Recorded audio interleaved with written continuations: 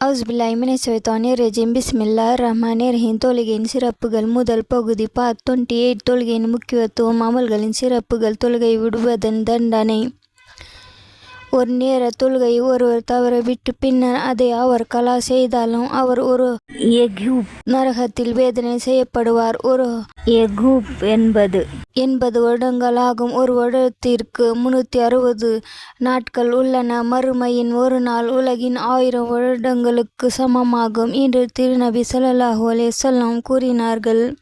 இந்த ஹதீஸின் கணக்குப்படி ஒரு ஹிகுப் என்பது 2,88,00,000 வருடங்களாகின்றன. ஓர் அகராதியில் ஹெகுப் என்றால் மிக நீண்ட காலம் என்பதாக கூறப்பட்டுள்ளது. ஆனால் பெரும்பாலான ஹதீஸ்களில் மேலே கூறப்பட்ட 80 ஆண்டுகள் என்ற அளவை கூறப்பட்டுள்ளது. துர்ஹுல் மன்தூர் என்னும் நூலில் இந்த அளவை அதிகமான ஹதீஸ்களில் தெரிவிக்கின்றன.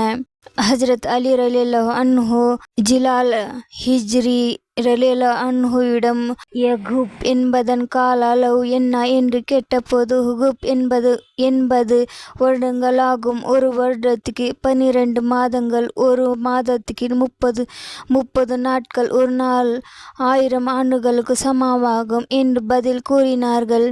ஹஜ்ரத் அப்துல்லா இப்னு மசூத் ரலியல்லாஹு அன்ஹு அறிவித்த ஹதீஸிலும் 80 ஆண்டுகள் என்று குறிப்பிட்டுள்ளது. நபி ஸல்லல்லாஹு அலைஹி வஸல்லம் நாவென்றதாக ஹஜ்ரத் அபூ ஹுரைரா ரலியல்லாஹு அன்ஹு அறிவிக்கிறார்கள். ஒரு ஹெகுப் 80 வருடங்களாகும். ஒரு வருடத்திற்கு 360 நாட்கள், ஒரு நாள் 1000 ஆண்டுகளுக்கு சமமாகும்.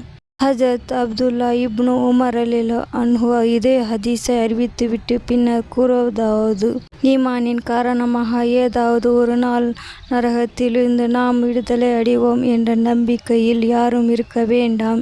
ஏனெனில் 2,88,00,000 வருடங்கள் நரகில் வேதனை செய்யப்பட்ட பிறகு விடுதலை கிடைக்கும். அதுவும் வேறு பாவங்கள் எதுவும் இல்லாமல் இருந்தால்தான். அதாவது வேறு பாவங்கள் செய்திருந்தால் இன்னும் எத்தனை கோடி ஆண்டுகள் வேதனை கிடைக்குமோ. வேறு சில ஹதீஸ்களில் சிறிது கூடுதலாகவும் குறைவாகவும் கூறப்பட்டிருந்தாலும் இந்த அளவே அதிகம் கூறப்பட்டுள்ளது.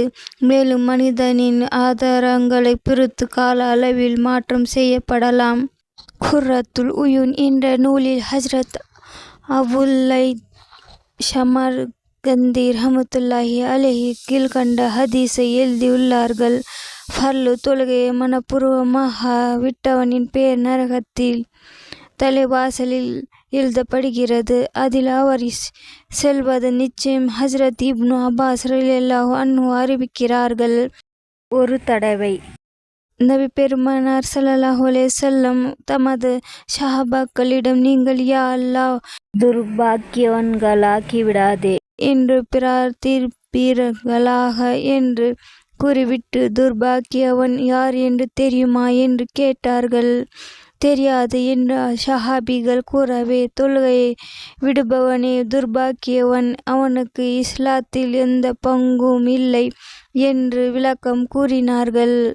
எந்தவித காரணமுமின்றி வேண்டுமென்றே தொழுகையை விட்டவர்களை கியாமத் நாளில் அல்லாஹ் தனது அருள் பார்வையால் பார்க்க மாட்டான்.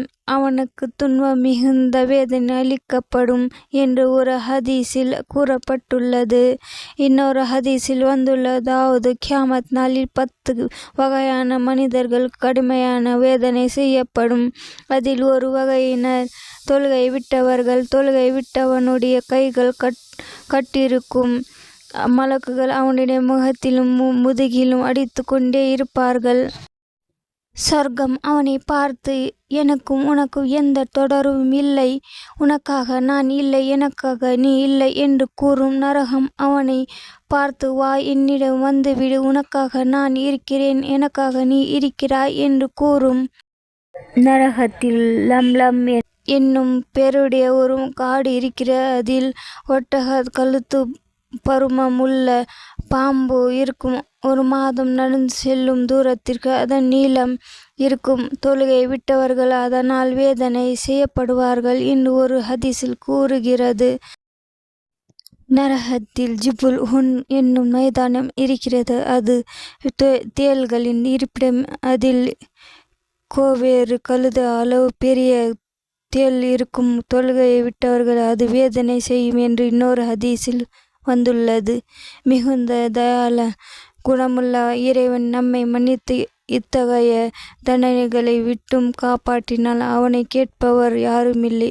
ஆனால் அவனிடம் மன்னிப்பு கேட்க நாம் பிழைக்கிறோமா? ஜவார்ஜிர் என்னும் நூலில் இப்னு ஹஜர் ரஹ்மத்துல்லாஹி அலைஹி எழுதியுள்ளதாவது, ஒரு பெண் இறந்துவிட்டால் அடக்கம் செய்யப்படும் போது அவளது சகோதரனின் பணப்பை கபருக்குள் விழுந்து விட்டது. அது அவருக்கு தெரியவில்லை. பிறகு பணப்பையை காணாமல் தேடினார். கபரில் விழுந்திருக்கலாம் என்று நினைத்து யாருக்கும் தெரியாமல் கபரை தோண்டினார். அதில் தீப்பொழுந்துகள் நிரம்பி இருந்தன. அதை பார்த்து அவர் அழுதவாறு தமது தாயிடத்தில் வந்து நடந்ததை கூறி விளக்கம் கேட்டார். அவள் தொழுகையில் சோம்பல் செய்வாள், தொழுகையை கலா செய்து விடுவாள் என்று தாயார் கூறினார். ஹதீஸ் 9. இஸ்லாத்தில் பங்கில்லை. தொடரும் ஹதீஸ் அமல்களின் சிறப்புகள் நெக்ஸ்ட் பார்ட் 29 போடுகிறேன். தொடர்ந்து படியுங்கள். தேங்க்யூ ஃபார் வாட்சிங்.